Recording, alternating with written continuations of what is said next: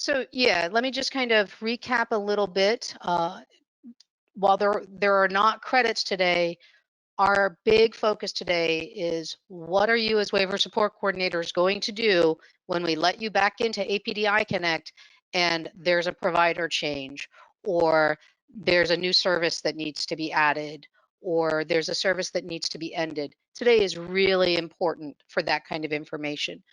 Many of you have gone through training with us a couple of times, initially before our rollout in 2018, and then last summer when we were doing the financial functionalities with the waiver support coordinators. But there have been some additions and changes since that time. So today's primary focus is to really look at what's changed since your last classroom training, and also look at how things might be different because what we're dealing with is going to be a migrated cost plan. So that's the big thrust for today. As you remember with your classroom training sessions that you went through, we created plans from scratch. And you'll still have the opportunity to do that, but for all of the plans that were in iBudget, those are going to be migrated plans. So before I jump right in and talk about the objectives, there was one thing that I did want to mention today. It's not part of the agenda, it's not part of the training itself, but because of the timing, it just makes sense to me to go ahead and point it out, especially while I have you all here. One of the configuration changes that we've recently made and that you will see when you go back into iConnect is going to be how diagnoses are recorded. So let me just hop over real quick into our site and look at my example. You guys usually see me talking about John demonstration, but today we have his sister Lucinda. And in what you're used to seeing is that on the diagnosis tab, there would be one record and it would include their APD eligible diagnosis. And if there had been any mental health or medical diagnoses in ABC prior to our launch 12/4/2018, those diagnoses were migrated and added as well.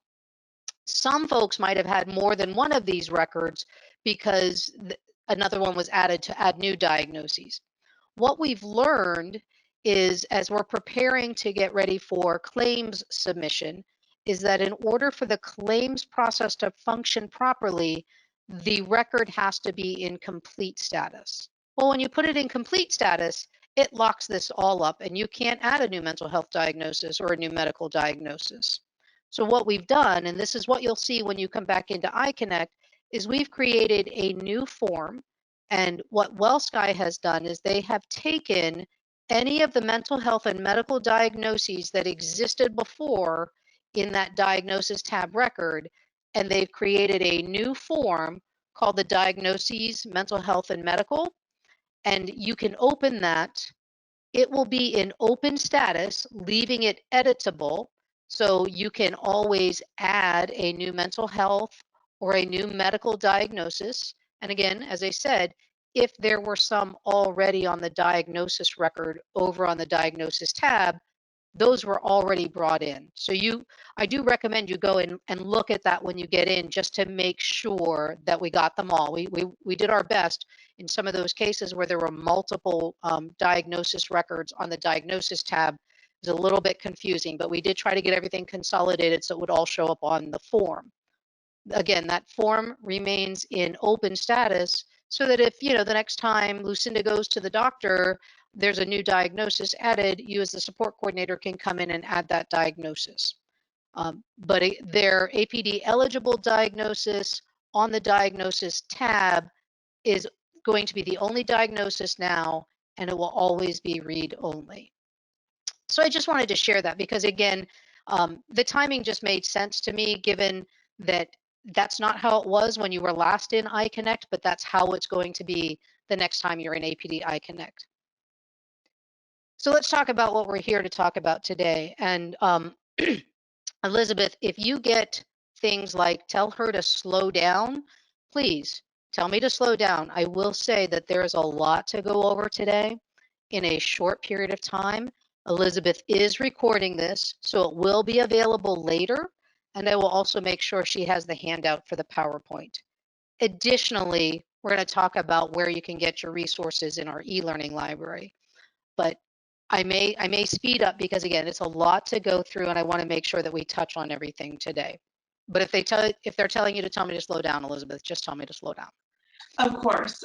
One thing that I have gotten is we are having some issues seeing your screen. So can you do a quick stop showing and then re-showing just to see if that will refresh for some people? Sure. Thank you.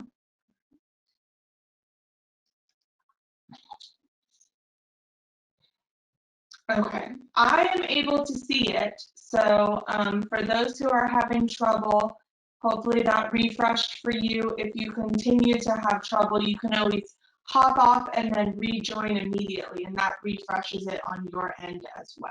So thank you. Thank you. All right, so the things that we are here to talk about today are one, I did want to mention that we've alluded to this throughout all of the trainings that we've done with support coordinators before, whether or not you're going to have the ability to do batch authorization reports. As you know, we're not bringing all of the providers in at the same time.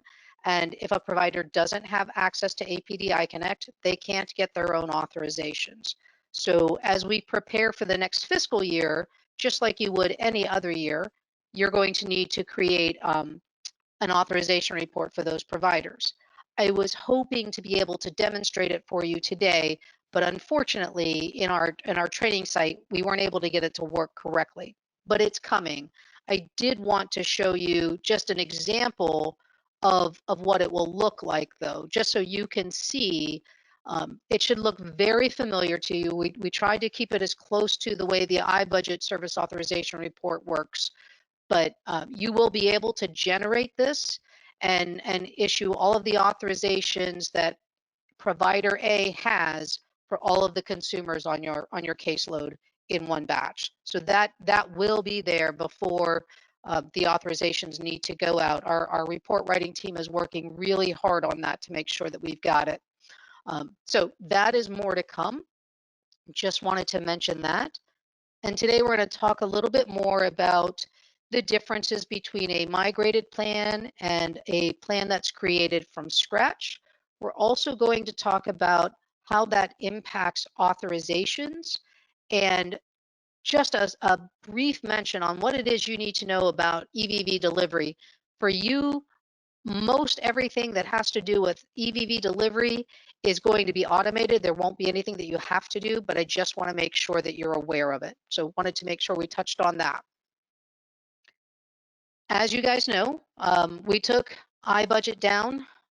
I've lost track of time, but we took iBudget down for the sole purpose of migrating out the budgets and the cost plans for the 2021 fiscal year. And what we're doing through that with those migrated plans is we will then be importing them and translating them because, as you know, iBudget and iConnect look different. So we're going to import them and translate them into APD iConnect. And instead of being cost plans and service plans, they're going to be plans and plan services.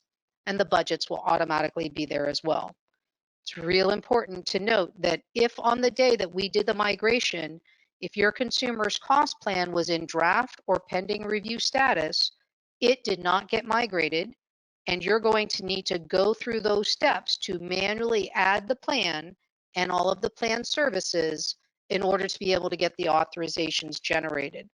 And I don't know, Elizabeth or Cheryl, if there's a plan for identifying those folks so that support coordinators know in advance what they need, that they need to be getting ready and what it is that they need to do. But I also imagine that if, as a support coordinator, you would know if one of your plans was in draft or pending review status the day that we took iBudget offline. And if that's the case, then you need to be prepared that once we get you into iConnect, you're going to need to create those plans. One of the key things about our migrated plans is we've bypassed plan validation. So as you recall from your classroom training, we went through all the steps where you add the plan, You add the plan services, you link the plan to the budget, and then you run validation. And through the validation process, you finally get to an endpoint where the authorizations are created. We have skipped all those steps because the plans that we migrated are the plans that were already approved in iBudget.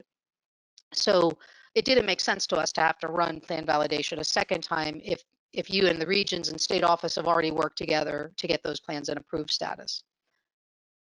But because we've bypassed plan validation, as you recall, the last step after a plan passes validation is to create the authorizations. Well, since we bypassed that step, then what's happening with our authorizations that are starting July 1, they're going to be created through a script that WellSky will run based off of those migrated plans.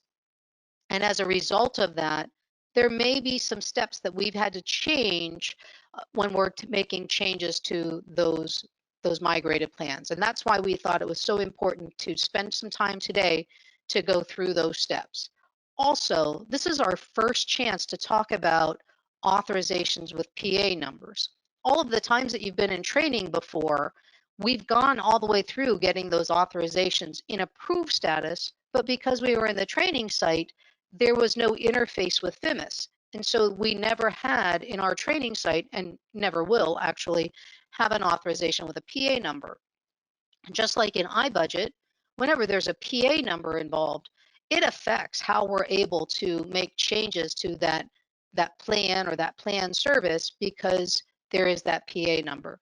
So one of the things that we really do need to do is go through how that PA number changes things. Before we do that, I did want to talk about SANS very briefly to say we're not going to talk about SANS. I know that there's lots of questions about SANS, but we did go over the SAN functionality in both of the classroom trainings with waiver support coordinators. And we do have an e-learning video that will be posted in our e-learning library, hopefully within the next couple of weeks. And that will walk you through all of the steps that you need to go through as waiver support coordinators to be able to submit a SAN in iConnect. So we're not going to talk about that today, nor will we be able to really field any questions on that. Keep checking that e-learning library. And Elizabeth, when we get that posted, it might be an advisory that you want to send out to folks to just let them know that it's posted. The beauty of those e-learning videos is you can go at your own pace. You can follow along and you can pause it. And then while you're in the consumer's record, you can add the SAN, you can click on the this, click on the that, and then resume the video to see the next few steps and pause it. And so I think that's actually better because you can have it up right beside you as you're trying to create the SAN. Also, the things that we're talking about today, just to let you know what's coming, we also will have another e-learning video for what WC interaction with cost plans and budget. So some of the things that we talk about today will be in that video as well. We have a lot coming in our e-learning library, and so I really do want you to be checking back with our e-learning library on a regular basis. And speaking of the e-learning library, I also wanted to share with you something that's coming because our training team is very excited about this. This is our e-learning library test site, and we are in the process of reorganizing it. We have heard your feedback loud and clear, and our training team has worked so hard to do a couple of things. One, we want to make the library itself more user-friendly for you as waiver support coordinators, more user-friendly for our providers as they're coming into iConnect. And so what we're looking at doing, you won't see this yet, but what we're looking at doing is that you'll have your own WSC library. Providers will have their own WSC or the provider library, and then we're going to reorganize it. First and foremost, we heard you guys loud and clear that the case management manual has too much extra stuff that really doesn't pertain to what waiver support coordinators do. All the steps that the staff do, I know you think it's fantastic, but you really just want to go, what do I need to know to do my job? And let them follow their own manual to do their job. So our training team worked together through the holidays and the beginning of this year, and they have gone through all of the chapters and pulled out all of the APD staff steps so that we can have a support coordinator only training manual for you. And when we get the reorganization done, what you're going to find is that you will be able to go chapter by chapter rather than having to download the whole manual. If all you want to know is what do I need to do with the cost plan, you're going to be able to go right to chapter 11 and just bring down chapter 11. So we're really hoping that that's going to be helpful for you. And then again, chapter 11 is going to be tailored to you with only waiver support coordinator steps. I'm hoping that within the next 2 weeks, we're going to have this up, but don't hold me to that. But we are really excited about this. And then, as I said, we've taken your feedback one step further and anticipated that the providers are going to want the same thing. So the functionalities that the providers are already receiving training on, they already have their own mini manual that has just provider steps. We've pulled all the APD staff steps out of it. Again, trying to make the material as user-friendly to you as possible, because sometimes when you're stuck, it's going to be faster to come to your e-learning library, pull up the document, and search that document for the step where you are than it is to call the help desk or even to call your region waiver liaison. We want you to be able to access the information you need when you need it. So I just wanted to share that with you. Also, you'll see in the next couple of slides, I'm going to make reference to an updated budget and cost plan manual, which is really chapters 9 and chapters 11. So that information will get posted to our regular e-learning library the way it currently is set up so that you guys have access to that. And again, I've already pulled out all the steps, so it's just what the waiver support coordinators will do, but it will include all of the steps that we're going to go through today. So check the e-learning library probably by the end of next week for that document. So let's talk about cost plan changes or plan modifications. I mean, you guys know it. The most common things are provider changes. They happen all the time. But provider changes, in addition to those, we might add a service, we might edit an existing service, or we might even end that existing service. And just like in iBudget, whether or not there are claims on that service affects how we modify that service. So we do have to look at, for each one of these scenarios, what do we do when there's a claim versus what do we do when there's not a claim? You're going to see as we go through the steps this afternoon that many of them have very common steps. There may be an additional step or two on some of the scenarios, but the overall workflow is very similar, whether it's a provider change, adding a service, ending a service, whether it has a claim or doesn't have a claim, you'll see it. So the more that you do this, again, I know that it's new. I know that everybody's anxious because you all know how to do cost planning in iBudget, and now we're asking you to do it somewhere else. But I promise you, you will get the flow for this because cost planning is cost planning is cost planning. And again, here's that reference to the updated mini manual, and we hope to have that up on our existing e-learning library next week. So check back for that next week.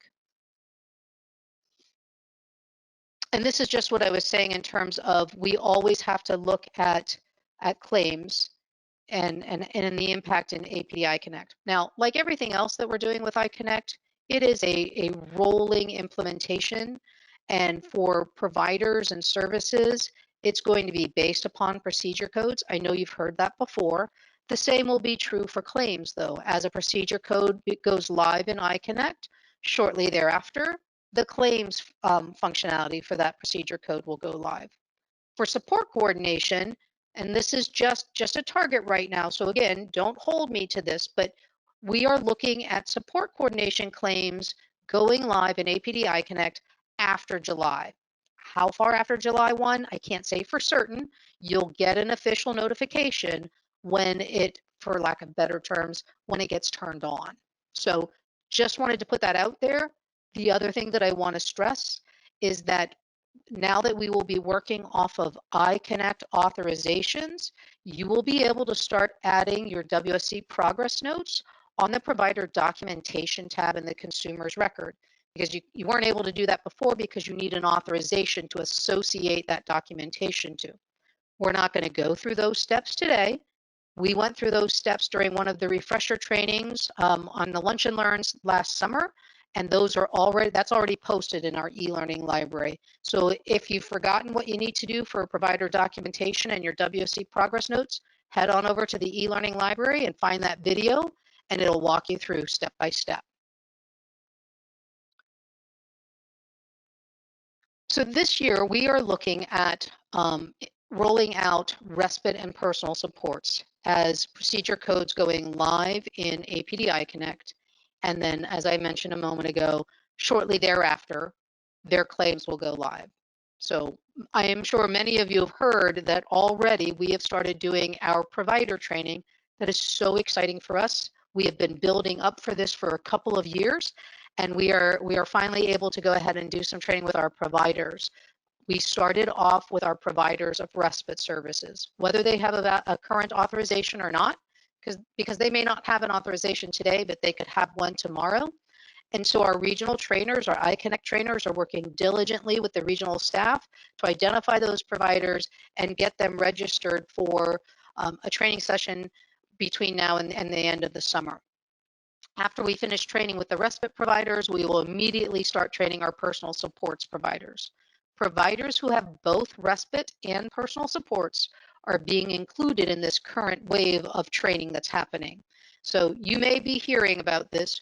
It is a live distance learning training. It was our response. It was the only way we could make training happen in light of COVID-19. And we have completed 3 weeks of the training, and I think it's going well. It's a challenge. You guys remember just from your classroom training, being able to try to follow along and navigate. When I click here, you're supposed to click here. So just imagine that some of the added challenges that some of our providers are having to work through in a distance learning kind of setup, but we're all working together and getting there. Just wanted to make sure that you were aware of that, because our overall goal is that later this summer, respite will go live in APD iConnect, and shortly after that, those respite providers will start submitting their claims. Personal supports after that will then go live, and shortly thereafter, they will start submitting their claims in APD iConnect. For services, for procedure codes that are not live in APD iConnect, those providers will continue to submit their claims the way they do today via the FMIS portal. So if I am a respite provider and a personal supports provider, and maybe also a transportation provider, I'm getting training right now.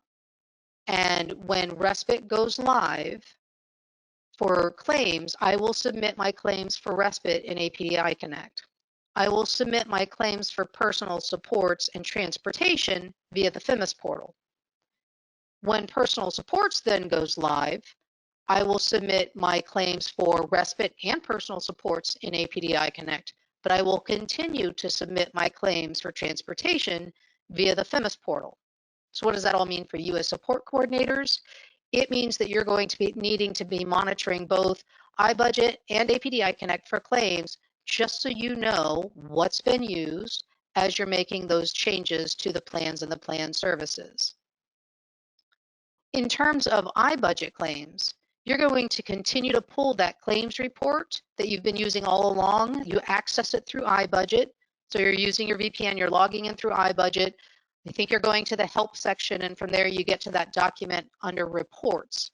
And within that document is the link to get to the claims report. It's my understanding that because the claims, while they're coming from APD iConnect, they're still going to FMIS, that even claims submitted in APD iConnect should show up on that iBudget report. So you should be able to see everything there, but I am going to show you a little bit about how to monitor claims in APD iConnect, because over time, all of the claims are going to be transitioning into APD iConnect, and it's really just a good time for you guys to get comfortable with how do I find out what claims were submitted via APD iConnect from the consumer's record. So I am going to show you a little bit about that. But at the end of the day, once you know what claims have been submitted, whether it's through the FMIS portal or through APD iConnect, then you as support coordinators, you know exactly what it is you need to do when you go to make an adjustment to an existing plan or plan service. So this screenshot here is going to look a little new to you, We have exposed this tab here, the Claims tab. You've not seen it before, and you'll see it using your WSC role.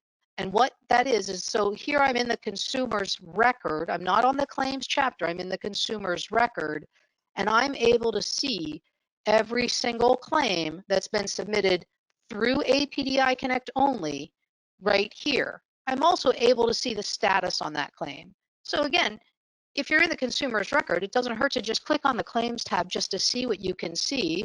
Like everything else in APD iConnect, there's also filters that you can use if you want to drill down to a specific time period, claim status, those kinds of things.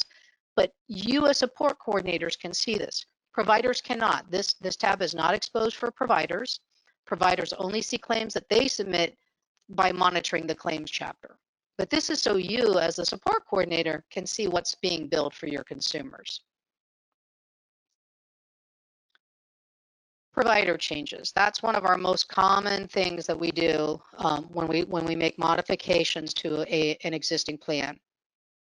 And from a functionality perspective, it's going to include those other common changes. It's including the editing or the ending of a service and the adding of a service, because you're going to end the service for the current provider, and then you're going to add a new plan service for the new provider.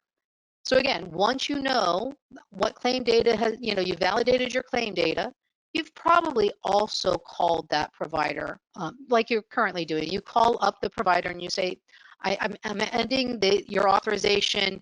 Do you have any service units that you haven't billed for yet? So that you can make sure you leave what you need to leave in the authorization. You will also see, and I think you guys saw this in training, you'll see this new WSC cost plan adjustment role. This role was created specifically so that you could go and reverse the status on a plan. Because remember, when a plan goes through validation or got migrated, it is in an approved status, rendering the plan as read only.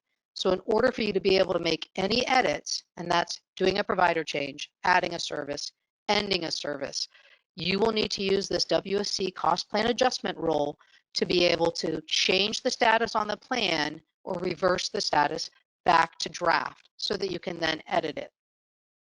You don't have to do anything to get this role. It should magically appear for you. We've been working with our IT security team, and hopefully sometime after Monday, when you log in, it should just be an additional role that you see. So nothing you need to do, no SARFs. You don't have to contact regional provider enrollment. And Elizabeth, what I'll do is I'll let you know when it's live, just so in case there are inquiries, you'll know. But again, it should be sometime after the beginning of next week. Reversing the status is as simple as using this role, opening the consumer's plan, and going to your file menu, and you'll see this new menu option of reverse status. And as soon as you click reverse status, the status on the plan reverts to draft. It's that easy. You will want to switch back to your WSC/CDC role to then make changes on the plan. Again, this role is specific. I know it might seem like extra clicks for you, but we wanted to be sure that when you made changes to a plan, it was so deliberate that you had to change the role, because it gives you a chance to think about it. Is this what I really want to do?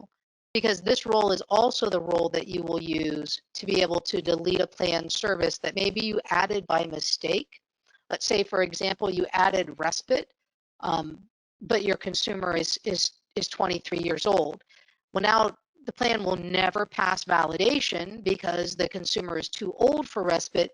You need to be able to delete that respite service as a plan service and add in the plan service for personal supports. So that's what this role does. It will let you reverse the status on a plan, and it will let you delete a plan service that does not have an authorization with a PA number or claims. You can't delete a plan service that has a PA number or an authorization or claims on it.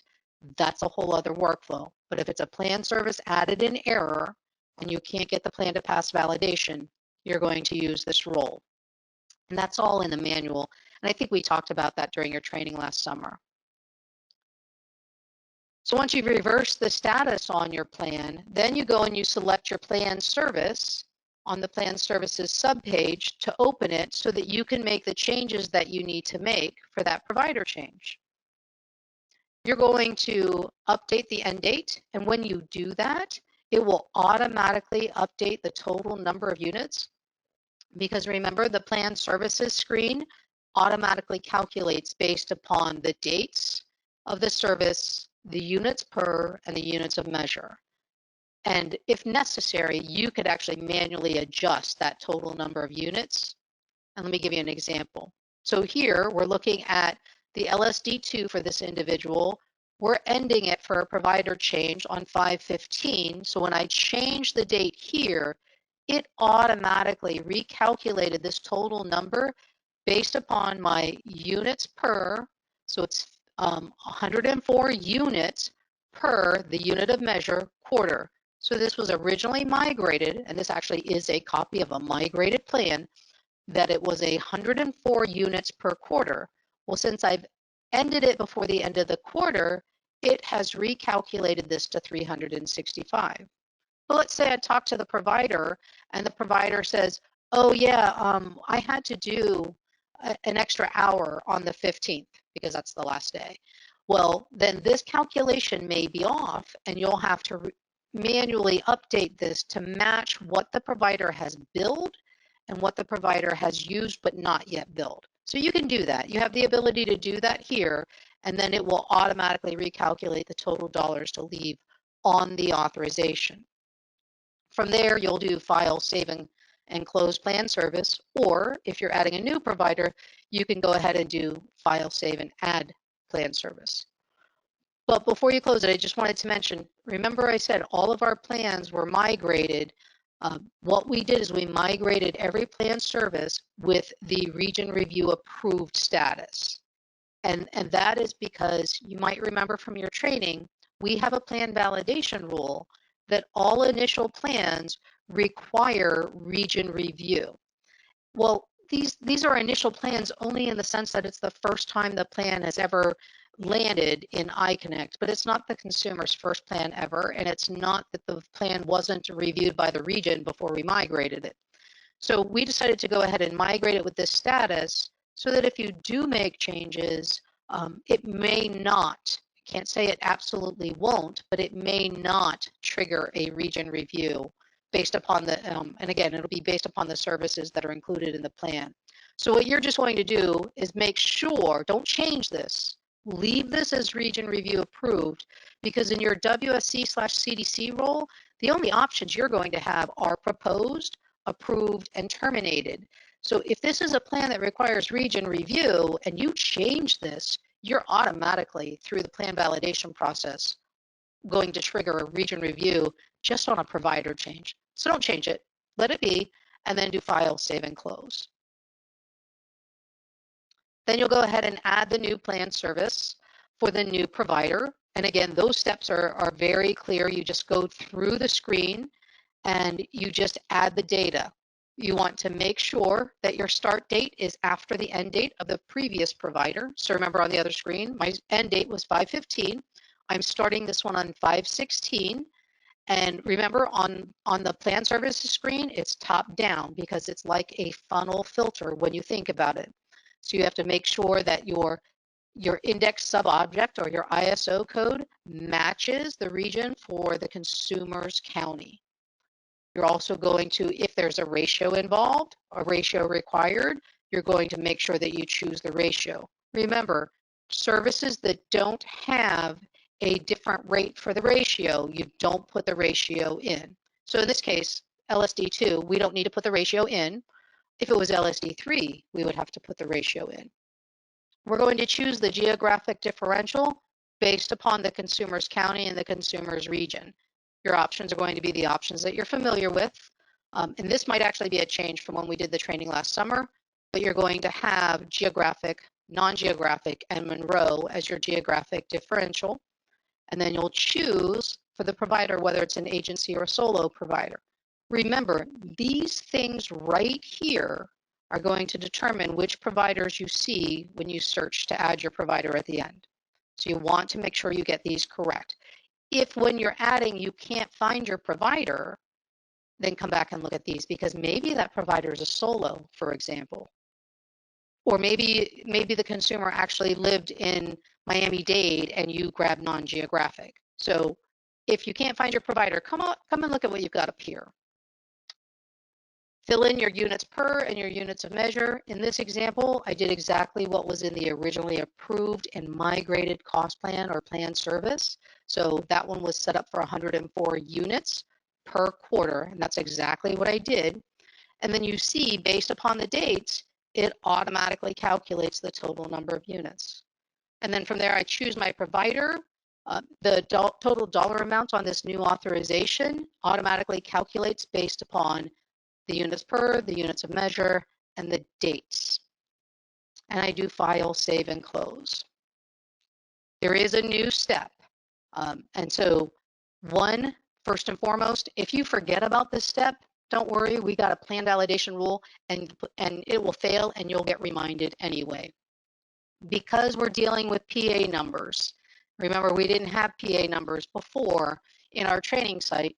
Since we're dealing with PA numbers now, when we're making changes to a service that has a PA number, we need to actually go through a manual step to unlink that plan from the budget and relink it so that the unauthorized amount will update.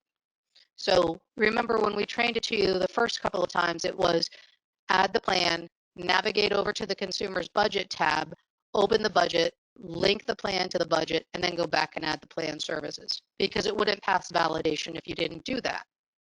Well, now we've got a similar step, and again, it won't pass validation if you don't do that, but it is as simple as opening the consumer's budget, clicking on the linked plans subpage, and you'll see that the plan is there. You check the box at the end and go to Tools, Unlink Plan. From that same screen, while you're still there, you go to File, Link to Plan, and then you pull your draft plan up by clicking on the caret at the end of the row and checking Link. So it took seconds, literally, to just unlink that plan and relink it. So once you've done that, your plan is ready for validation. And remember, if you forgot that step, it's going to fail validation. Sorry? I just need to interrupt Elizabeth? just for one moment. Yes. We have some WSCs who are asking for you to go just a little bit slower and just review those last few slides, please.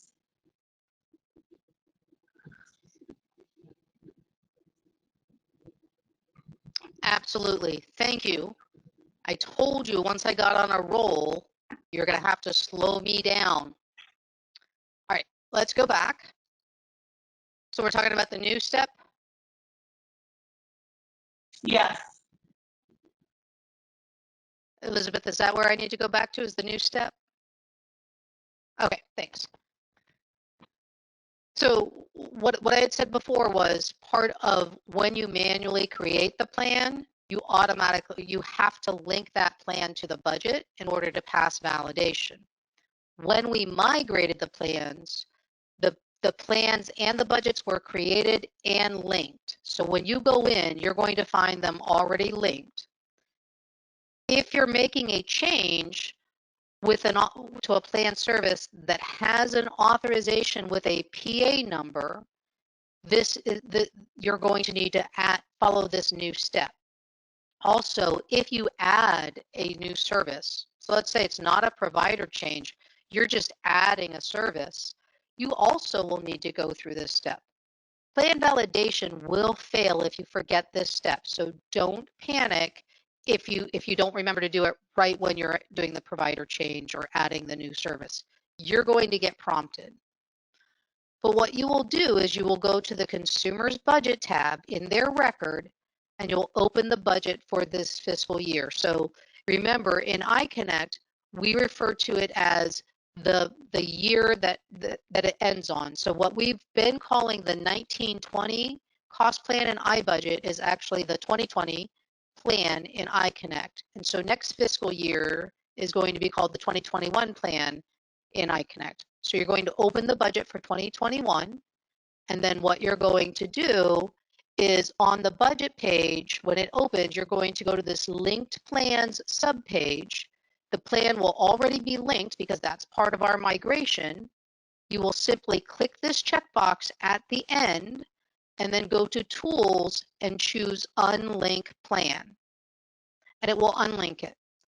From that same page without leaving, now you see how over here we have 0 records returned, whereas a moment ago we actually had a linked plan there. So now from this same spot, we're going to go to File and Link to Plan.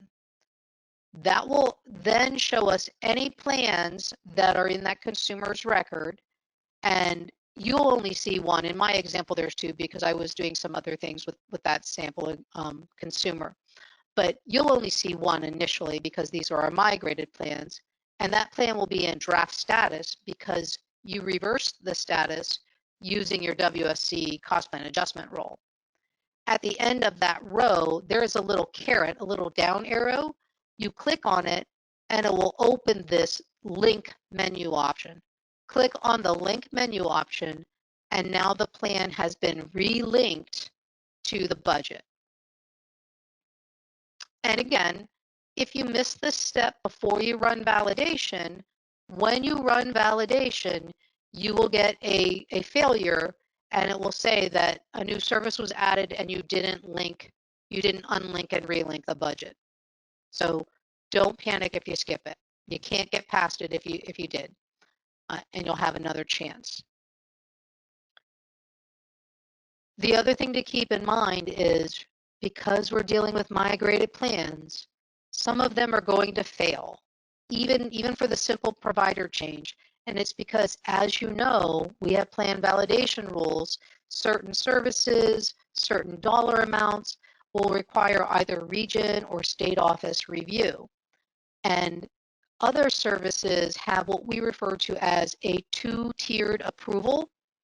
And what that means is that the plan service itself has to have a status that says either region or state review. So region review approved, state review approved, or region review partially approved. But the plan service itself has to be able to show that based upon that service and the plan validation rule, that the right level of APD staff reviewed it, whether it was region or state. The second tier for some of those services is that the plan status itself has to be approved. And as you recall, with the WSC/CDC rule, when you go to update the plan itself, the status on the plan details, you don't get approved as an option. You get no review required. And so if it is a service that has this 2-tier, this second level where the plan status has to be approved, then you will have to route this so that either the region or the state office can update the plan status. And I'm going to go through an example. So I know it's a lot to kind of process, but I just wanted to mention that because you will have some that'll fail and you'll be going, well, why did it fail? Right there it says region review on the plan service. Why is it failing for region review required? Probably because the region has to review it anyway so that they can update the plan status to approved. Plan validation, all of the steps are in the manual, the updated manual. They're also in the manual that you guys have been using. The actual process of plan validation has not changed from either of your classroom trainings.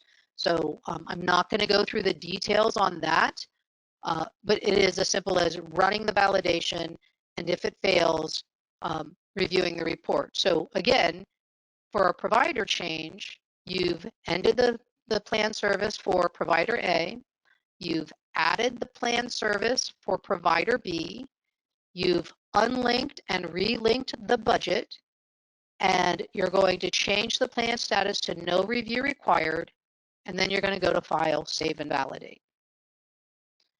So we've got the no review required here, and this is where I was saying you don't have the option for approved. So if it is a 2-tier approval, only region or state office will have that. And then you go to File, Save, and Validate.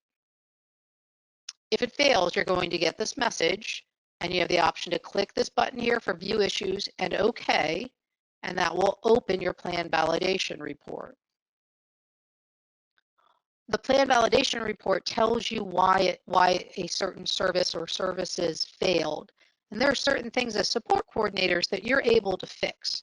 An example would be, let's say you ended personal supports and added ResHab because Lucinda moved into a group home, but you forgot on Lucinda's demographics to change her living setting from family home to APD licensed group home. So you can go back and you can go to her demographics and you can update her living setting and you can rerun plan validation, and now it passes. You might get something like the consumer's age, they're not eligible for a service. So let's say you added respite by accident because the consumer is actually 23 and you meant to add personal supports.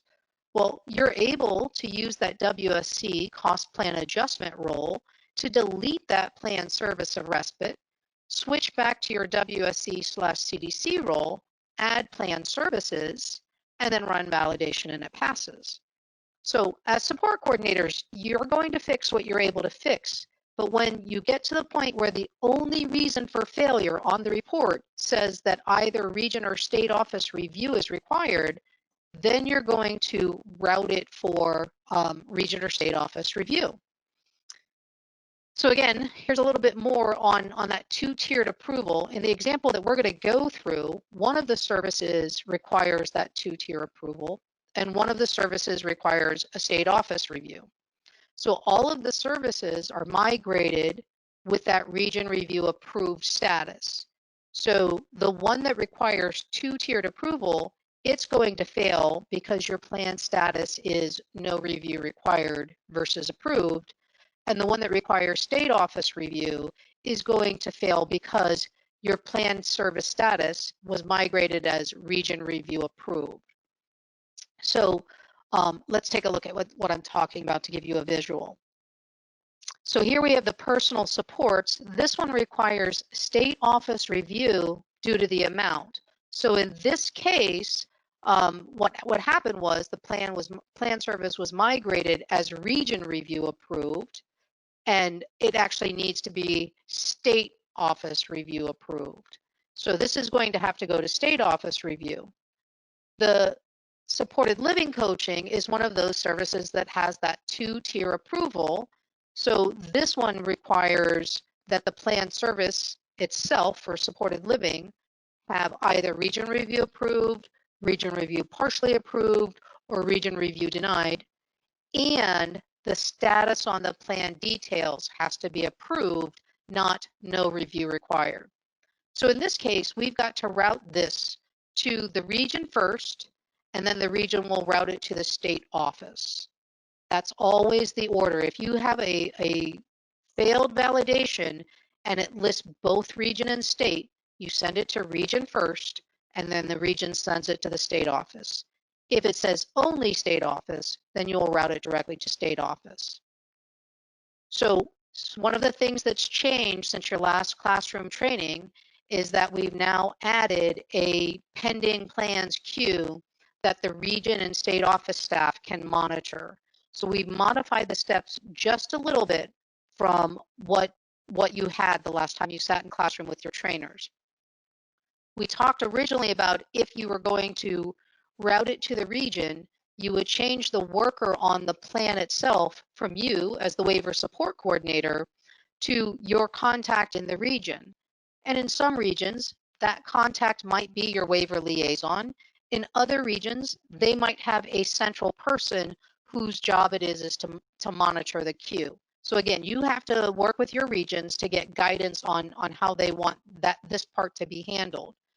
But what you'll do is your plan has failed validation, and keep in mind that in order to run validation, you change the plan status to no review required. Well, now you're going to use that WSC cost plan adjustment role again, and you're going to reverse the status, and that's demonstrated way back on slide 13.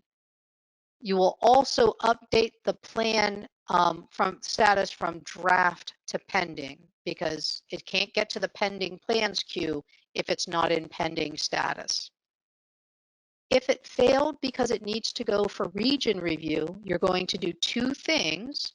You are going to change the worker on the plan from yourself to your contact in the region, whether it's your liaison or if in your region it's a specific centralized person that monitors. Again, go back to your waiver unit in your region to get clarification on that. And you're also going to note the region, and I'm going to show you that on the next screen. If it's going to state office only, don't change the worker on the plan, leave yourself as the waiver support coordinator. So this is what I'm talking about here, is the plan information or the plan details in the consumer's plan. I've used the WSC cost plan adjustment role. I've reversed the status, and actually my screenshot, instead of draft, I will need to manually go from draft to pending. So I need to change the status to pending. If it's going to the region, I'm going to update the worker using the ellipsis to either my waiver liaison, or if my region has a centralized person, I'm going to update it to that centralized person. And then if it's going to the region, I'm going to pick my region. So Lucinda lives in Suncoast region, and that's who I would be checking.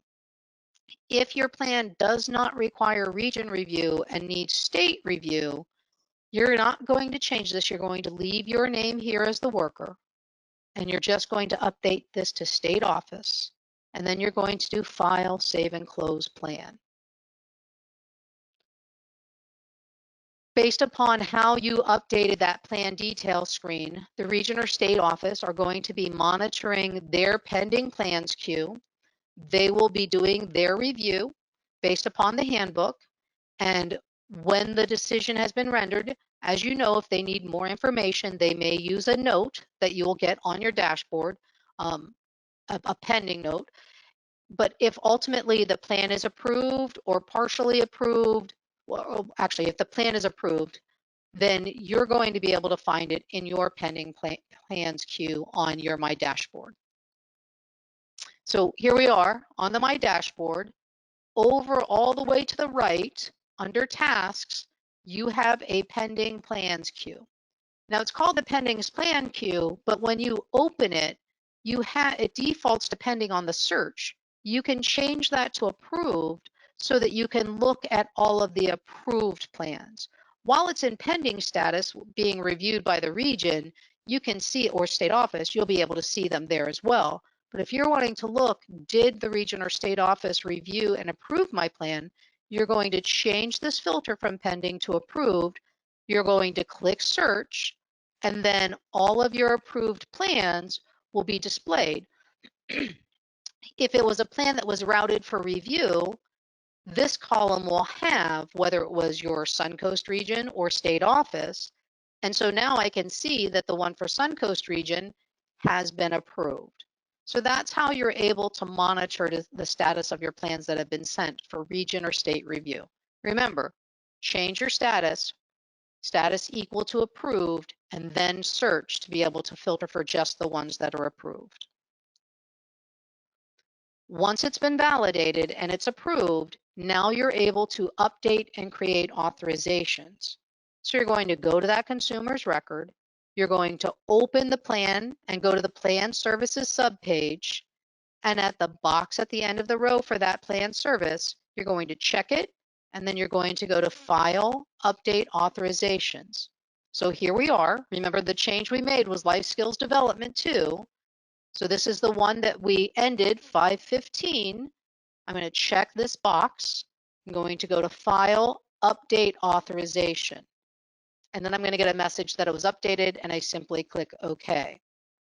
Staying here on this screen, I now need to create an authorization for my new provider that starts on 5/16. So I check the box at the end, and I go to File, Create Authorizations. And I get a message. It's a much longer message this time, but essentially what it says is your authorization was created and it is linked to your budget. You click OK on that. So once authorizations are updated and created, They are now ready to transmit to FMIS via our interface between APD, iConnect, and FMIS. You have the ability as support coordinators to monitor the status of authorizations on your My Dashboard. And the status that you see for authorizations will let you know where it is in the process of transmitting to or from FMIS and whether or not there's a PA number. So before I show you the next slide, let me just add in as a reminder to you. Remember that one of the changes with authorizations in APD iConnect is that authorizations are for the full year or whatever dates that you've set. So we're not issuing quarterly authorizations, it's one authorization. And B, if a provider provides more than one service for the same consumer, both of those services or all of those services are listed on the same authorization. Each authorized service will have its own PA number, but there will technically only be one authorization. So let's talk about what you're going to see on your My Dashboard.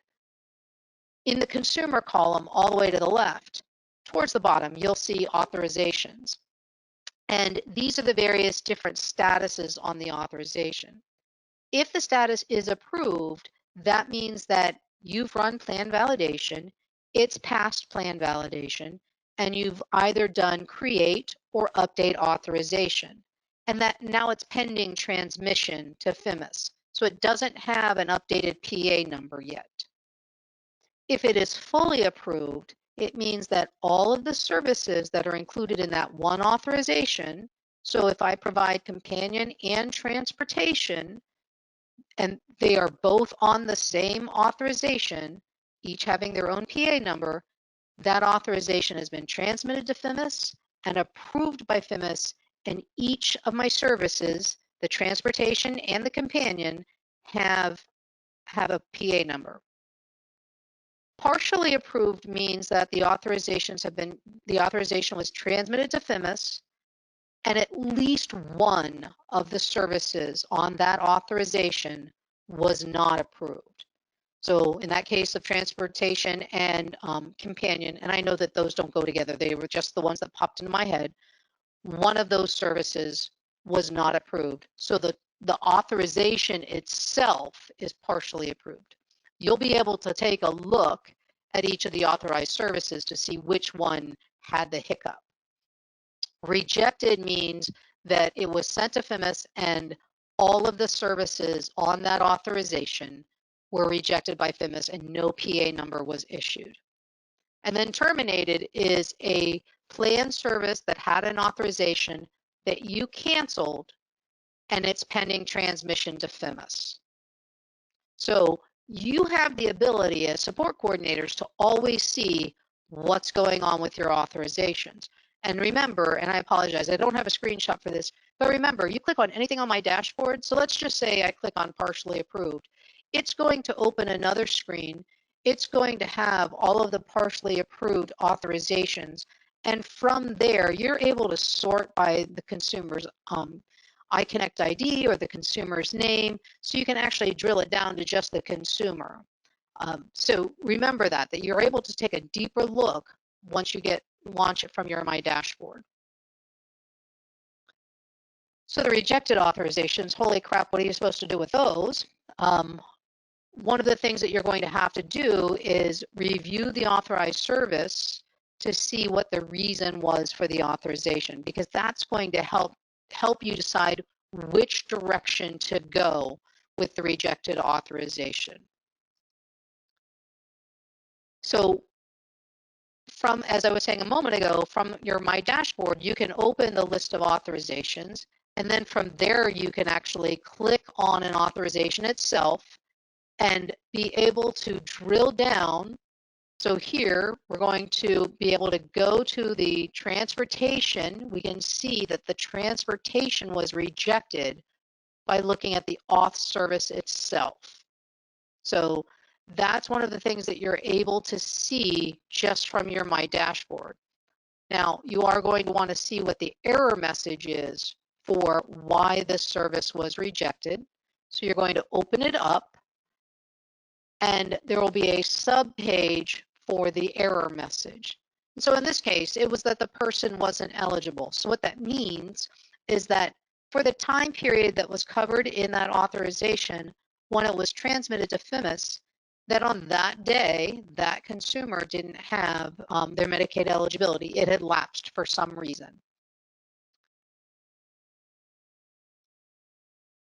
So that's one of the possible reasons. The thing to keep in mind on our rejected authorizations, there's not going to be a PA number. It was rejected. And so that error message that you look at, that you're looking for, will probably fall into one of 3 workflows. And we're going to go through those on how you handle those. And again, I know it's a lot of information. So everybody take a deep breath and remember, this is being recorded.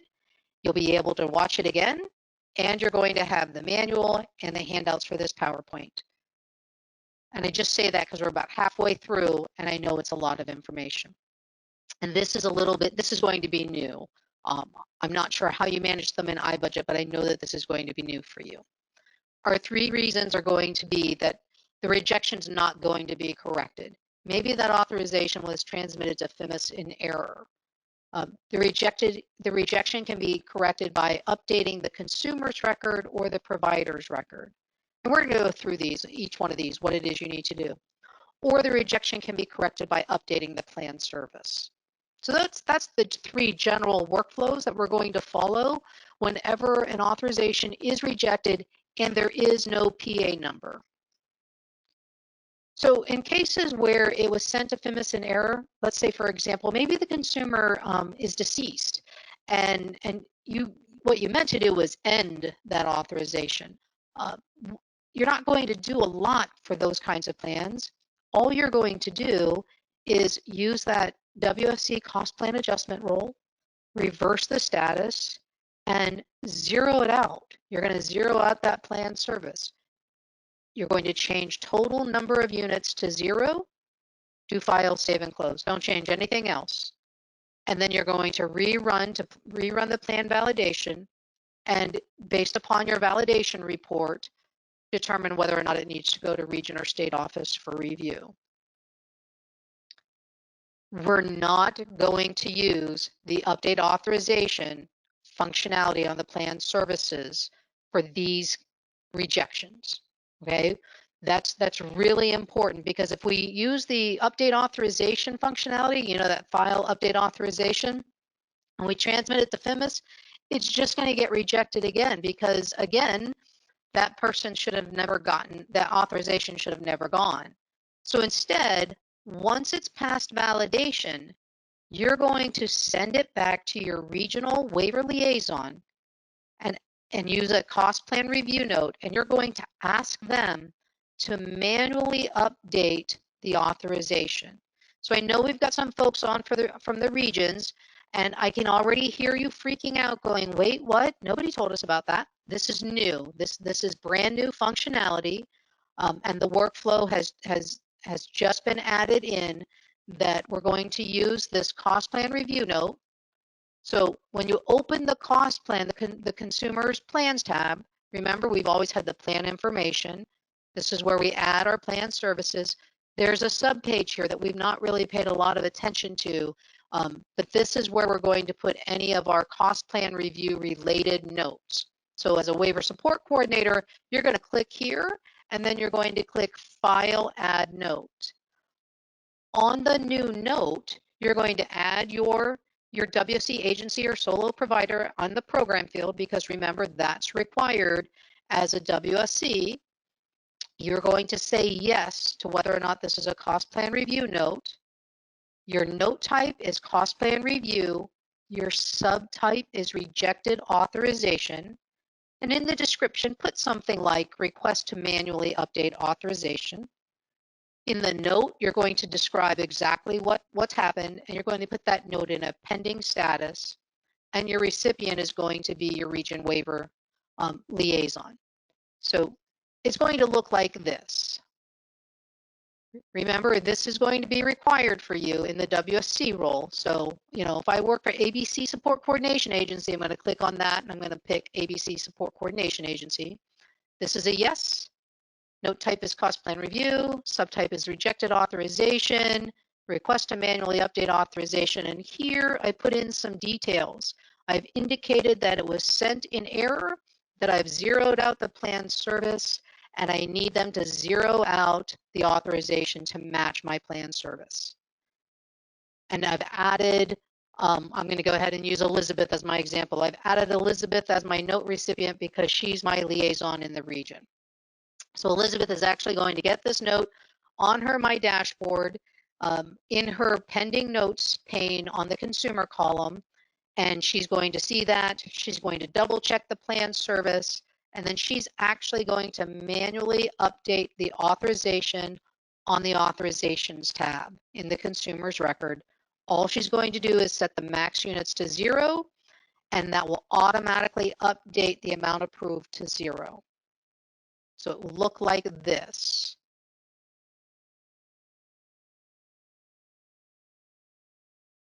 So this is what the plan service looks like. This is what's brought over into the authorization from the plan service. Elizabeth, as my region waiver liaison, she's going to just set this to 0. It automatically sets this to 0. These should already be rejected because of because it was a rejected authorization in the first place. So you shouldn't have to change these as a region liaison, but you want to make sure that that's what it is. And then from here, you click File, Save, and Close.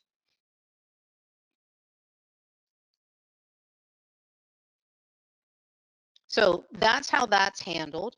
And what that does is that makes sure that no money is taken from the budget. We've handled the rejected authorization, but we've not transmitted it back to FMIS because, again, it's only going to get rejected again because it should have never been sent. But the rejections where we can make changes to correct them, we're going, like in the example of a change to the consumer's record or the provider's record, that's something you have the ability to make changes to. So using our example of maybe the consumer's Medicaid lapsed, once the Medicaid is reinstated, you're able to adjust the plan services dates to match when the Medicaid was reinstated, or in cases where maybe there's something just off on the provider's Medicaid ID number. You're not going to be able to fix that, but you are going to be able to notify the provider and say, I don't know why, but there's something up with your ID number and I can't get the authorization. That provider will then work with their regional provider enrollment team to do whatever it is they need to do to fix their Medicaid ID number, and then they'll let you know. So for the consumer that's ineligible, you're going to work with the consumer and the guardian and maybe DCF access to reestablish Medicaid eligibility. And then once that's reestablished, all you're going to do is just update the authorization and have it transmit back to FMIS. Now, I say here there's no need to make changes on the plan service, but that's if it turns out that the Medicaid eligibility is going to cover the whole period of the plan service, of the authorization. If it turns out that by the time you get it reestablished, that it isn't going to cover, let's just say, July, then you are actually going to have to adjust that plan service so the dates match the eligibility. But if it turns out that maybe it was a mistake and they're able to say, oh yeah, that should have never happened, let me turn it right back on for you, then you don't need to make changes to the plan services. You just click on, you go to plan service, you do the reverse status with your WSC cost plan adjustment role, then you go to your plan service and you click on your plan services all the way at the end, the checkbox, and you do File, Update Authorizations. That's all you need to do.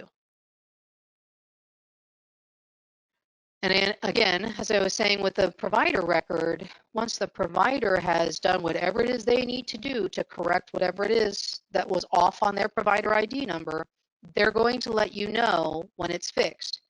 And on that one, you're going to do the same thing. You're just going to, and I apologize, it's not reverse the status. You don't need to reverse the status for either one of these scenarios. You're just going to do the update authorization on the plan services. So without reversing status, I apologize, I misstated that a minute ago. You're just going to check all the boxes, and then you're going to go File, Update Authorizations. So that's in the scenarios where the consumer's Medicaid was off or the provider ID number was off. You're going to just do this, and what that will do is put all of those authorizations back into what we refer to as a ready to send status, so that they will retransmit to FMIS, and then FMIS will be able to process them.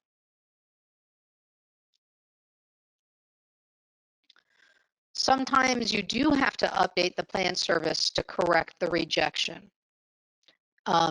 This may be some sort of error, like you might see a duplicate PA number when you go on the rejected authorization and you go to that error message. The message is duplicate PA. And what that means is that there are 2 or more plan services of the same type for the same provider and the same date range. And I'm going to show you an example.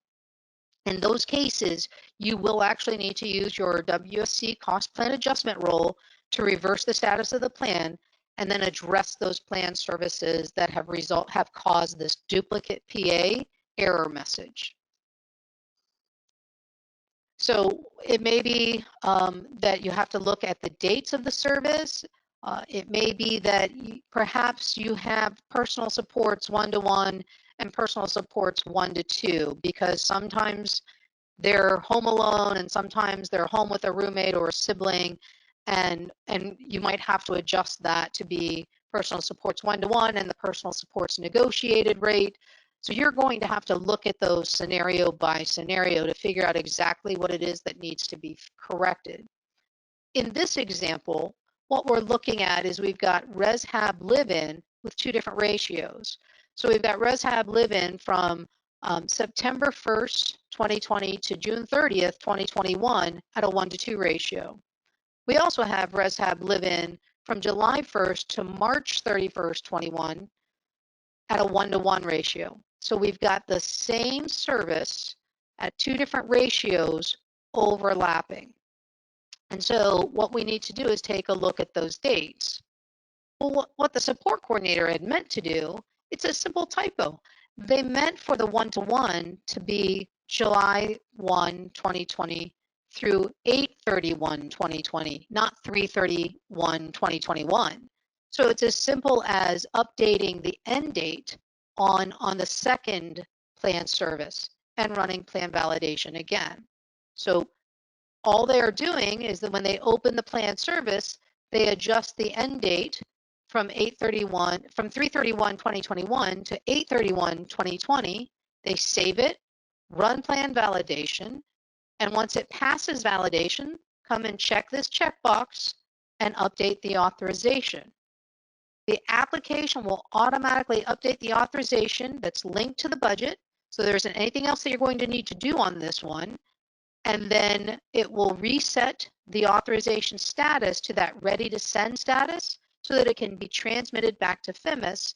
And when FMIS sees it, they'll see that there is no overlap between the 2 different ratios. Sometimes you're going to cancel a plan service. And again, we have to look at, are you canceling a plan service with claims paid or pending? Or are you canceling plan services with no claims? Because you can't cancel it if there's claims paid. And the system is not going to let you. You will get all kinds of error messages. So don't panic. If you go down the wrong road, you'll get an error message, and you can back it up and fix it. So, but one of the things that you will have to do is when you are canceling plan services, you will update the plan service, edit it and update it, update the authorizations, and it's the same workflow that was on slides 13 through 16. So I'm not going to go through those again. And but you can only do this with a plan service that does not have paid claims. So let's talk a little bit more about that, because I know it sounds confusing. With anything else you're doing with making changes to your cost plan, you're going to use your WSC cost plan adjustment role. You're going to reverse the status back to draft, and then open the plan service that you want to terminate. And again, this is a plan service that you are canceling that does not have claims. So you're going to reset the total number of units to 0. You're going to update your comments to and add in the word terminated, and you're going to change your plan service status to terminated. So right now, when you open it, because it's a migrated plan, it will say that the plan service status is region review approved. You're going to change it from region review approved to terminated. Let me give you a visual on that. So here we are. We've opened the service. We zeroed out the total number of units, which automatically then zeroed out the dollar amount. We've added in the comment for terminated, and we've changed the plan service status to terminated. Now you're going to go through the process of running validation again. And if it needs to go to region or state office review based upon your validation report, you follow the steps that we went through before in terms of if it's a region review, you change the worker on the plan to your regional contact, and you change the, add the region in for the queue at the bottom of the plan's detail. If it's state office, you don't change the worker and you add state office versus the region in the drop-down list.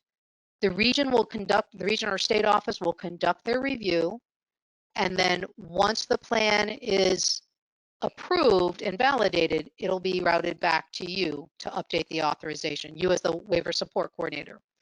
So when you go to update the authorization, you may get a warning message if you're trying to cancel a plan service with paid claims. So remember what I said, you can't do it wrong unless you ignore that warning. If you ignore that warning, then you are doing it wrong.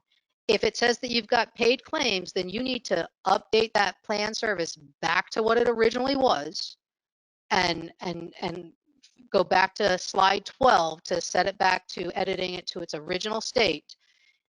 If you ignore it and go ahead and follow through, your cancellation is going to be rejected, and then you'll have to follow that whole rejected authorizations workflow that we went through on the other slide. So my recommendation is when you get the warning that there's paid claims, don't ignore it. Maybe you checked it and you said, no, I didn't see any claims. But if there's claims, the system will tell you. So don't ignore it.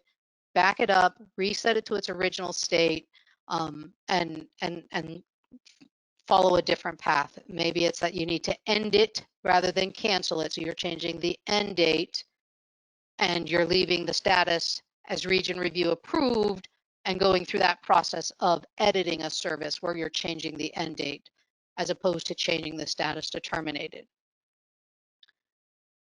If there are no claims, then you won't get the error message. You'll be able to go through this whole workflow and you'll be able to update the authorization, which will then transmit it to FMIS, and FMIS will process it. If FMIS approves the cancellation, then it will change the max amount on the authorization to $0 and add that money back into the consumer's budget. And the auth status, the auth EDI status and the auth status will be updated to terminated. This is when FMIS approves your cancellation. If FMIS rejects your cancellation, everything is updated to rejected. Canceled will equal no, and the max amount is not changed, and no money is added back into the consumer's budget.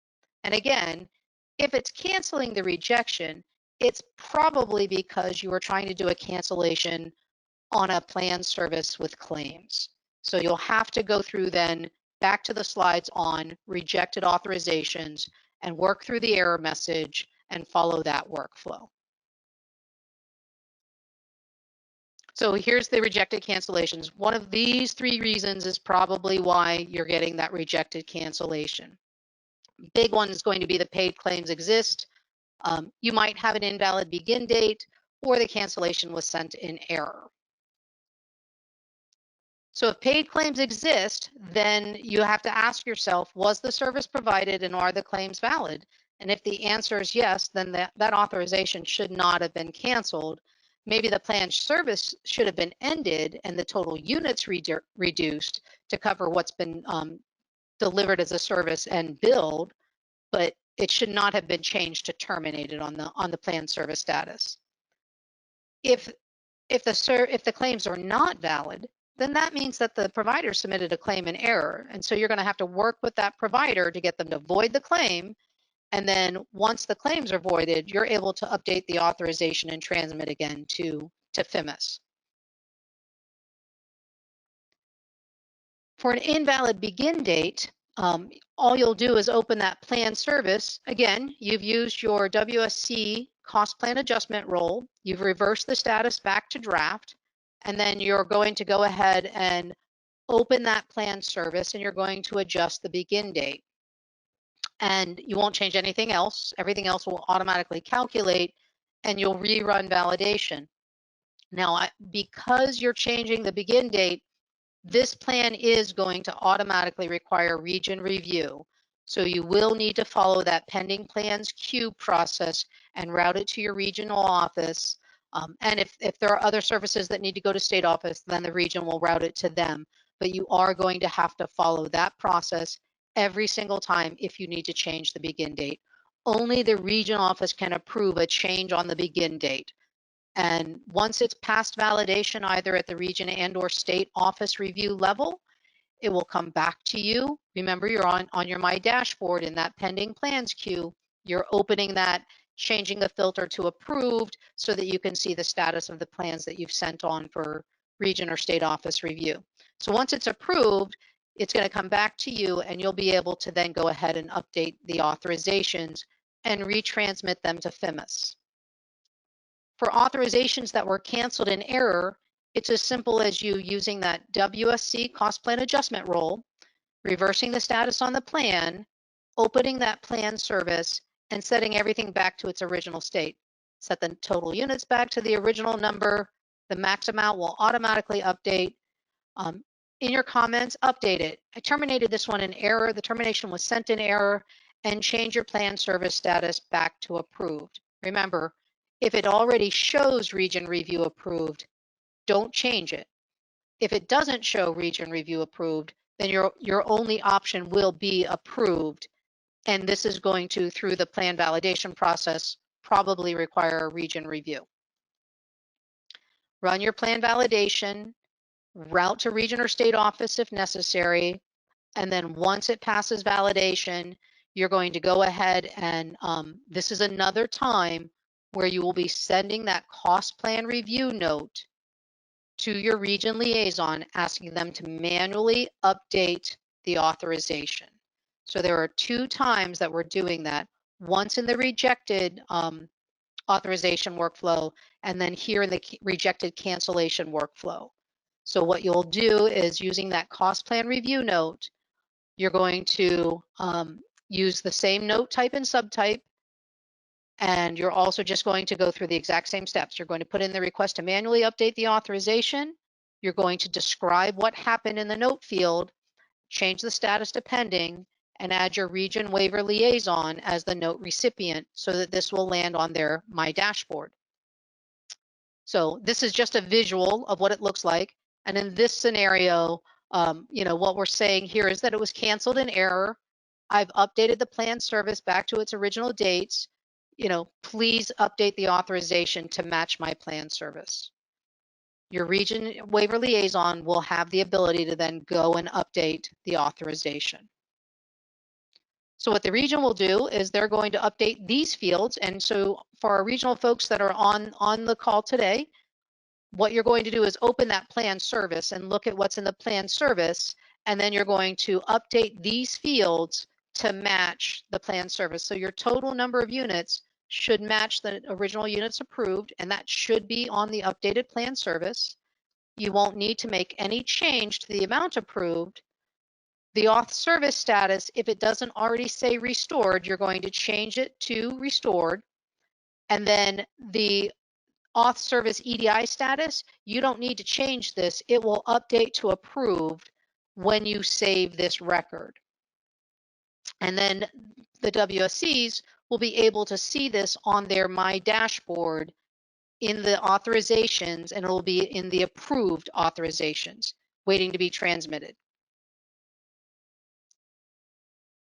That was a lot of slides, and I really wasn't sure that we were going to be able to get through them all in the time that we had.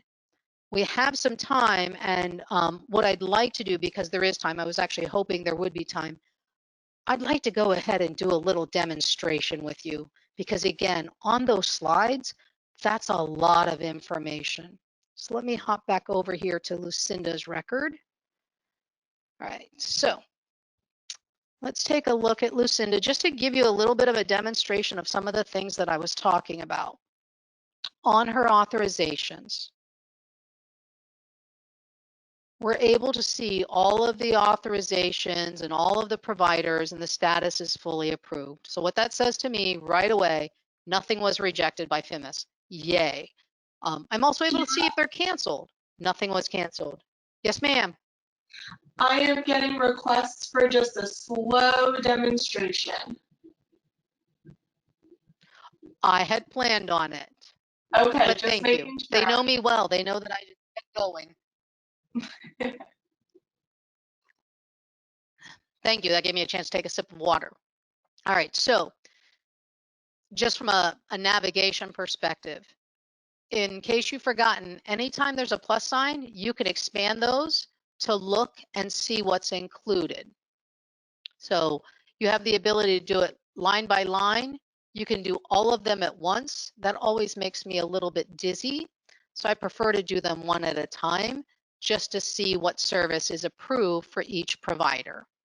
So that just shows me, in Lucinda's case, this is her migrated plan, and this is everything that was transmitted to FIMIS by the script that was run on her migrated plan, and everything was great, just the way we wanted it. But what we're going to do is we're going to make some changes to her plan. So let's go ahead, and I want to take a look at her plan first to just kind of, again, show you what we've got when we open the plan.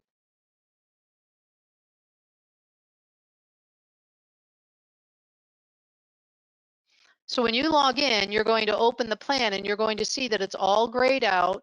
It's going to be in approved status, and this is because it is a migrated plan. You can click on the plan services, and you can see all of the plan services. And just as an example, let's open one. And again, because the plan itself is in approved status, all of the plan services are also read-only. But you're able to see everything that was migrated over. You can look at your units per and your units of measure. So in this case, the unit type is hour, and there are 360 hours per quarter. And the total for the year is the 1440, because our dates span the whole year. So I just wanted to demonstrate that, because I know that units per and that units of measure is something that is a little bit of a mind block for some folks, because it's different than how we see it in iBudget. But again, I can't do anything with this plan, and it migrated over as region review approved. But I do want to make some changes, because Lucinda's had some changes in circumstance, and we need to get this implemented before the fiscal year happens, which is why we're doing this today. Because again, there's a potential that you're going to need to be updating some of these cost plans before the authorizations are generated. So the first thing I'm going to do is, well, I'm going to copy her iConnect ID so it's easier for me to find her. I'm going to change my role to WSC Cost Plan Adjustment.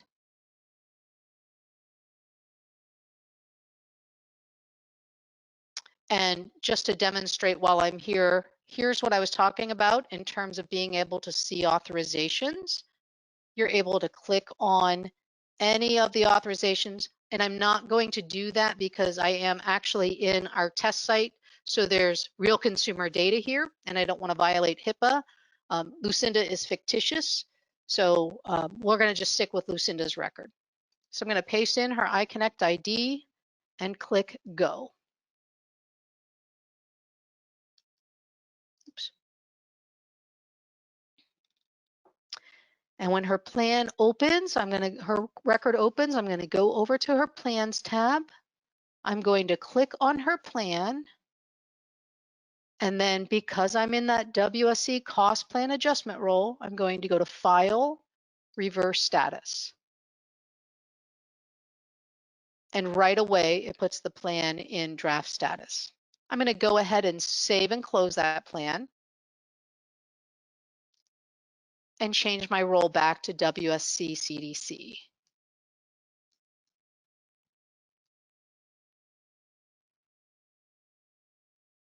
Then I'm going to pull her record back up.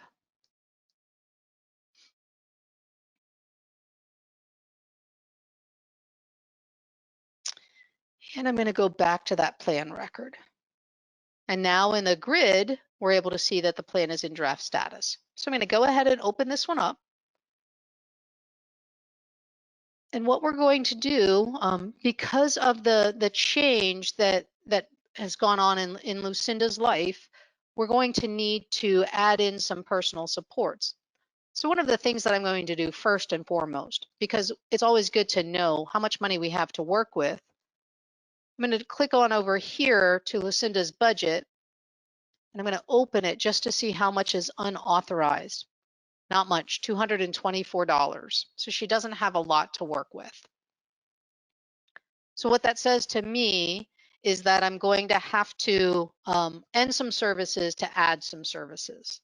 And I've met with Lucinda, and I've met with her family and her guardian. We've worked out what we think is going to work. And so the first thing that we're going to do is we're going to we have PA numbers on all of these authorizations, but the effective date hasn't happened for any of them yet. So this one's easy. I know there's no claims. I don't have to check claims. If it was August, I would need to check claims. But for right now, I know I don't have to check claims because these are future dates. So the first thing I'm going to do is end the LSD3. So I'm going to open this one. And I'm going to go ahead. You can't have 0 as a unit. So I am going to go ahead and change the dates. I like to change the dates.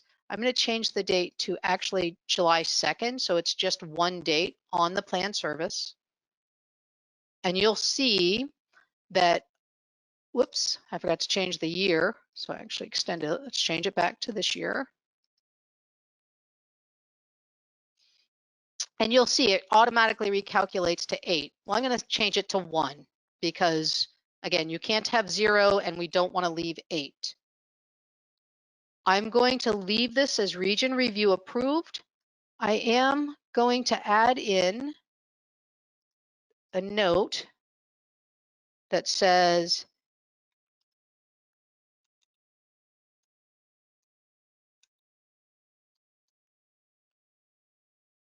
and I'm going to do file, save, and close.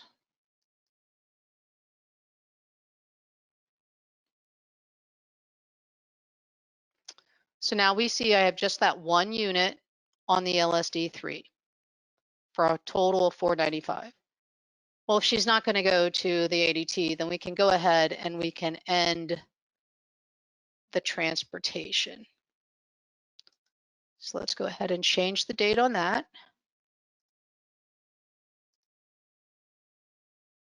And this is a monthly rate, and that automatically zeroed out. So same thing.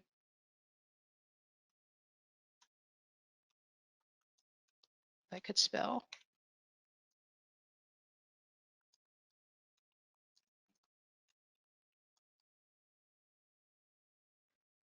I'm going to leave that region review approved and do file, save, and close.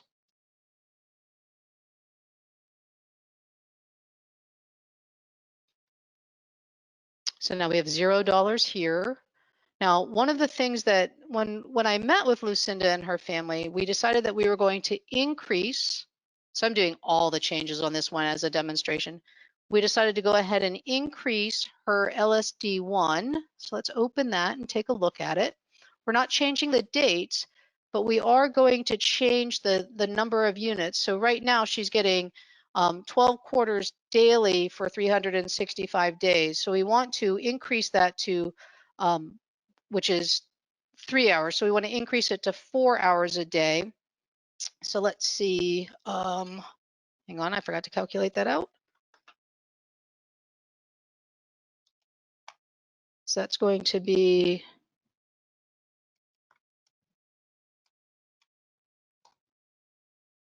1460 units per quarter. And we're going to add this in.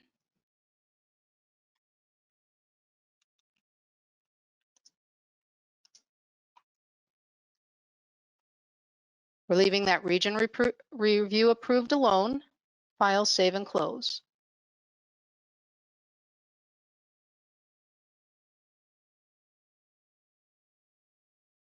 And then the last thing we're going to do is add some personal support. So we're going to do File, Add Plan Service.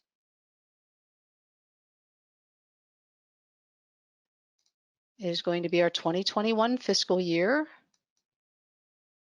Lucinda is in Southern region, so I'm going to pick the Southern ISO for waiver. Because personal supports is a service that has different rates for ratios, I am choosing the service ratio of 1:1. She lives in Miami-Dade, so I'm going to choose geographic as my geographic differential.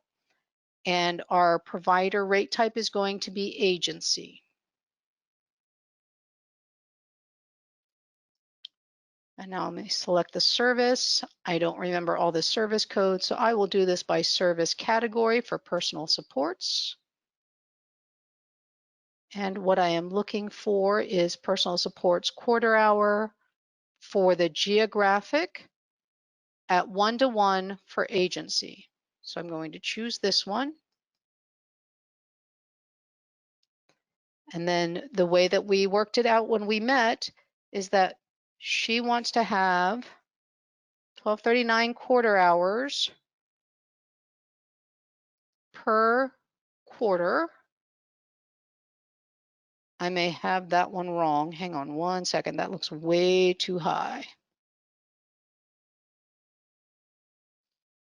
I think it's 309. That looks better. And then we're going to select our provider. Now, Lucinda has chosen a provider that she's worked with and she's comfortable with, and I happen to know that provider's ID number. So I'm going to go ahead and search for the provider by ID number. Oops.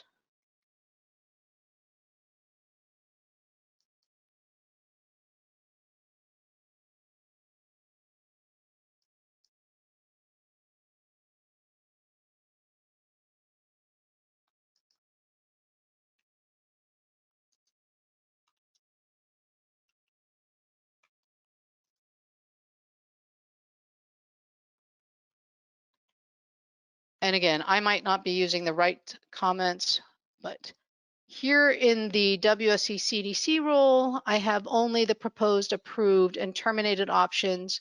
I'm going to leave this one as proposed. And while I'm here, I'm going to demonstrate for you way back on the objectives slides. I mentioned that there's going to be just a little piece you needed to know about EVV. This is it right here. Allow EVV delivery for personal supports and respite. This will default to checked. For the WSC role, it cannot be unchecked. So one of the things that we've talked about as we've been configuring our EVV mobile site and the functionality is what happens when respite or personal supports are provided in a licensed home. You know, the family has to go out of town for a couple of weeks, and so Lucinda's going to stay at the group home. That's not an EVV location because electronic visit verification is required by our federal mandate with the 21st Century Cures Act. The electronic visit verification is required for services delivered in the consumer's home.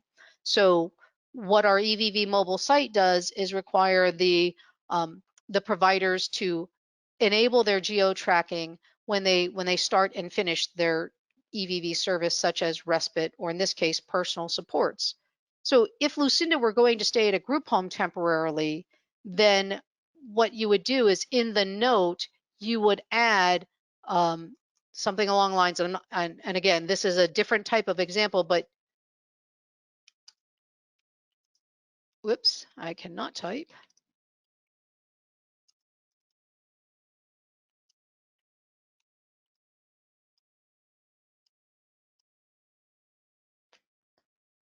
Because as you know, with a plan service status of proposed, this is going to require region review anyway.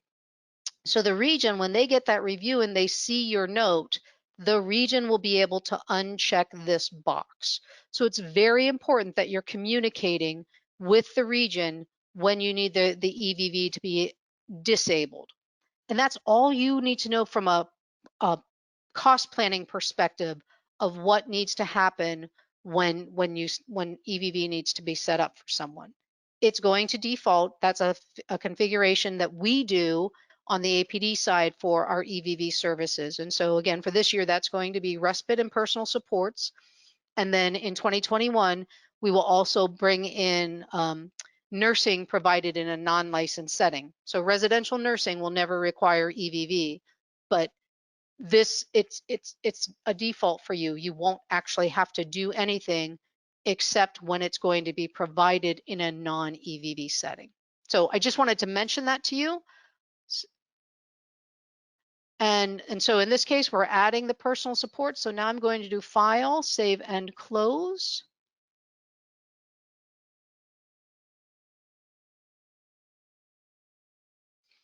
And so here we are. We've got the new service added, and we can tell because there's no plus sign indicating that it has an authorization. We've got the adjusted services here. So now what I'm going to do is I'm going to change my plan status to no review required, because in my mind, I don't think it's going to need a review. And I'm going to do File, Save and Validate Plan.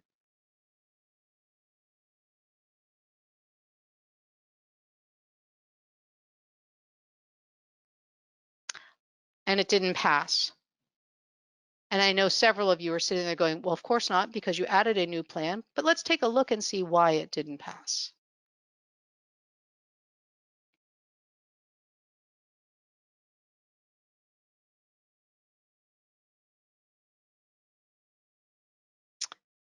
So we added a new service and we forgot to relink the plan to the budget. I told you if you forgot not to worry, it wasn't going to be a problem.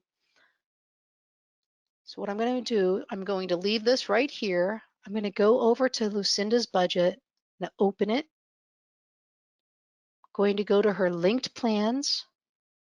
I'm going to check the checkbox, and then I'm going to go to Tools, Unlink. Plan was successfully unlinked.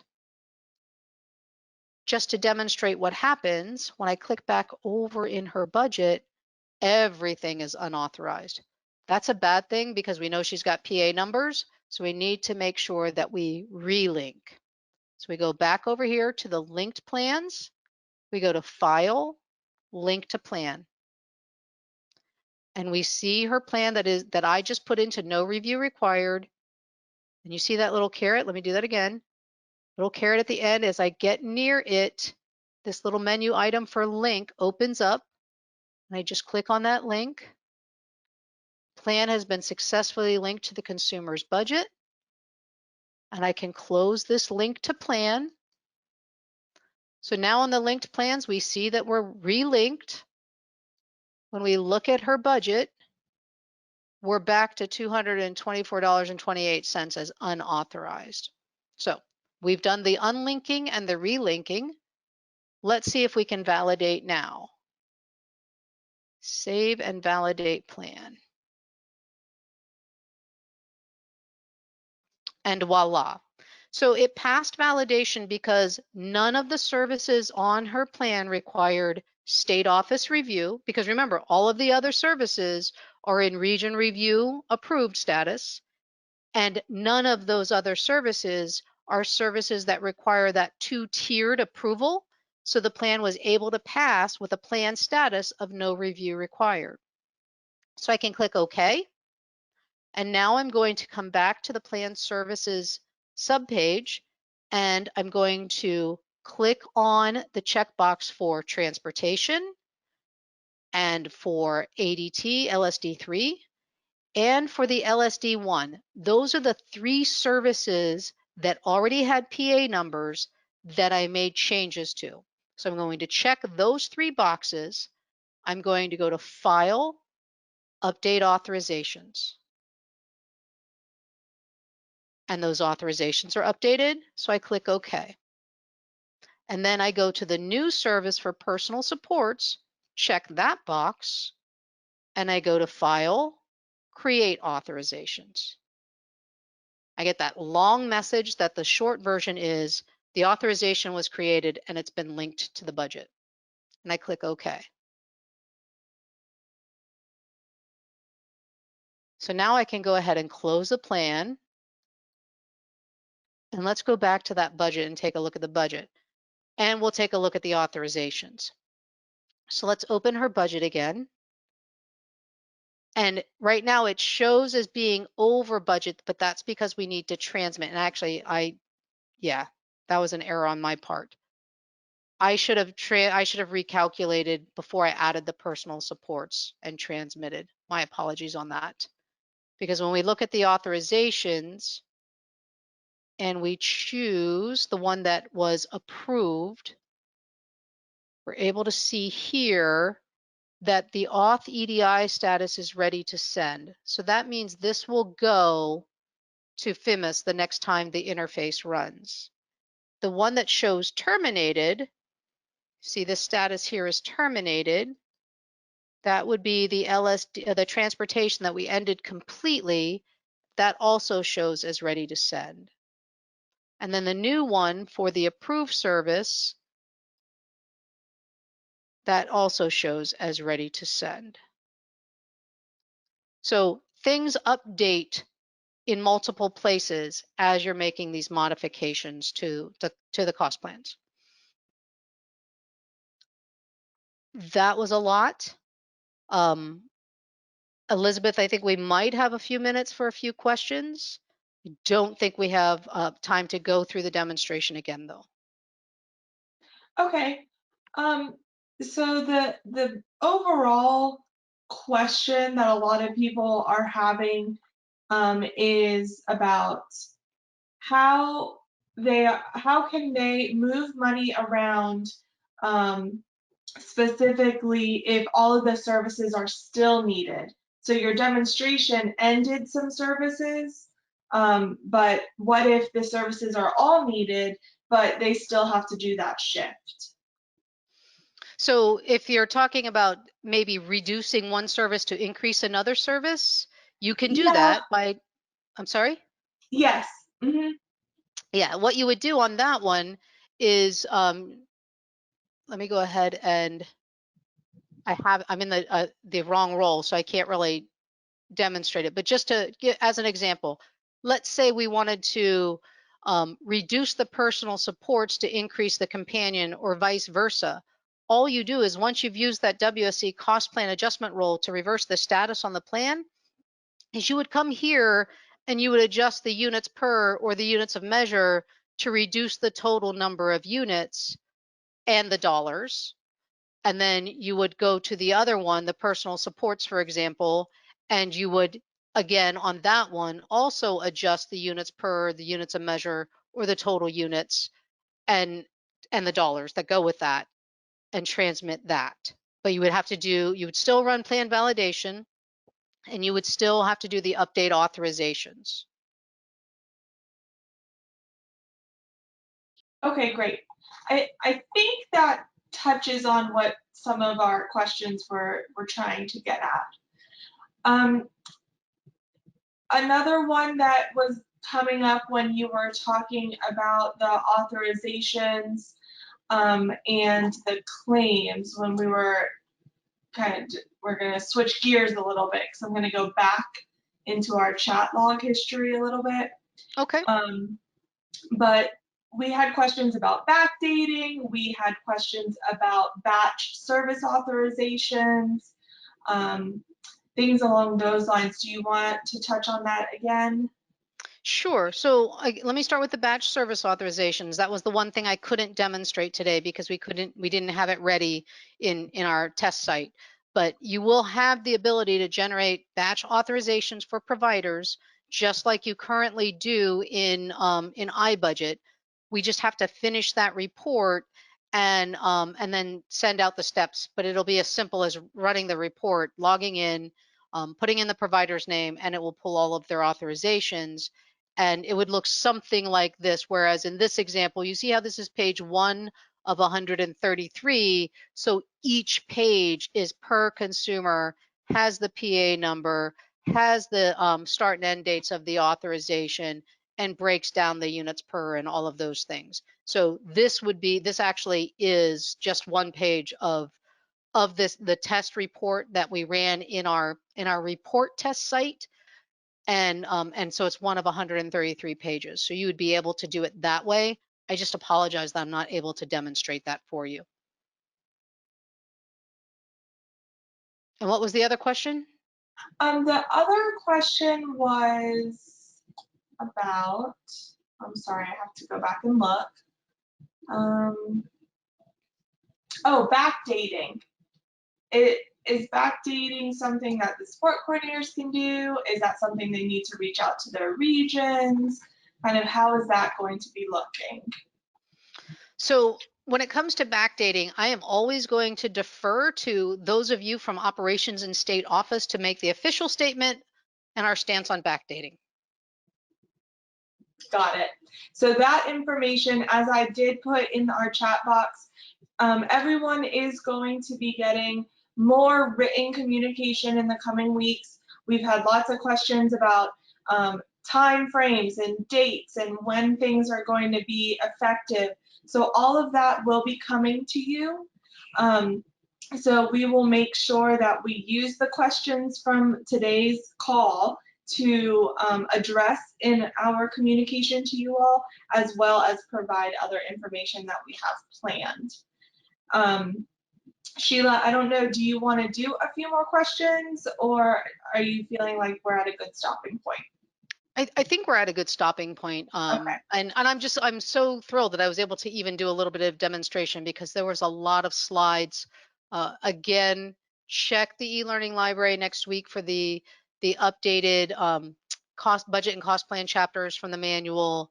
And when we get the e-learning library reorganized and the full WSC version of the case management manual loaded, I'll let you know, Elizabeth, so you can let everybody else know. But definitely be checking back because we've got those other videos that are coming about cost planning, about SANS. So lots of things are going on. It's an exciting time. It really is. Yeah, and all of these questions that have come in today, almost all of them can be addressed with information that is on the e-learning library.